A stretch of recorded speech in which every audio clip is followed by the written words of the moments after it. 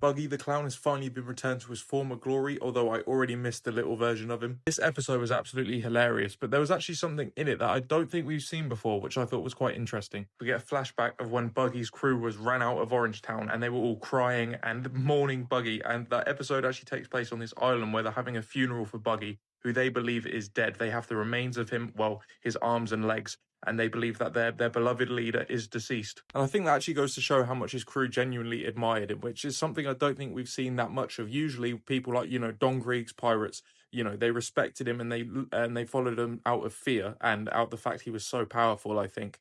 But with Buggy, I think they genuinely just love him. You can see it when he returns, when he grabs Moji and Kobaji, and they're all just sort of like crying and like saying like how happy they are to see each other. It's actually quite wholesome when you think about it, especially for like villains, you know what I mean? But I've been saying Buggy isn't as villainous as, Don Krieg or Arlong or something like that. There's something I think quite actually nice about him. But eventually Buggy's funeral turns into a fight between who's going to be the next leader of the Buggy Pirates, between Moji and Kabaji, and it's just hilarious. It turns into a straight up just boxing match. Like, they're punching the heads off each other, bro. From daylight all the way to the nighttime, they're beating the absolute shit out of each other to the point where the rest of the crew are asleep and they're still going at it. Like, fair play to them. They want that captain's slot, and they're willing to fight to the death for it. I was like, fair play. They were beating the brakes off of each other, man. One of my favorite sequences of this episode, though, was when Richie was dreaming, and you see him dreaming about being the captain and slaying this giant dragon, and then he sleepwalks and knocks out Kabaji and Moji and becomes the actual captain of Buggy's pirates.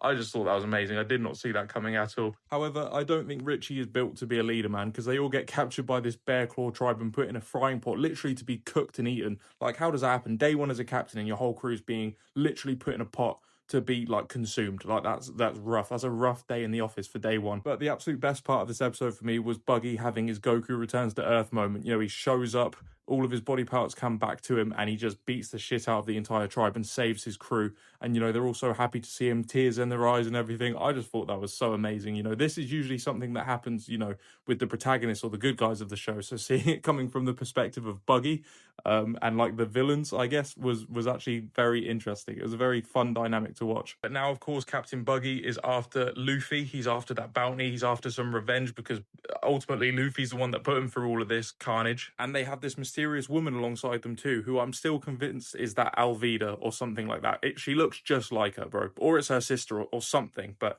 there's some sort of relation there for sure. At the end of the episode, we see Luffy and his crew heading to Logtown, the town that's known as the beginning and the end, where Gold Roger was born and executed. And I'm excited because they all have a reason to be there. Nami, it's a new place for her to explore. Zoro, he can get some new swords from the sword shop. Sanji gets some fresh ingredients. Usopp gets some chemicals. Luffy gets to learn more about the history of the King of the Pirates, his ultimate dream. I think this is going to be really exciting. I'm very interested to learn more about the history of Logtown and the King of the Pirates and all of that sort of stuff. And yeah, this was a really fun episode, and I'm excited to continue. So let's do it.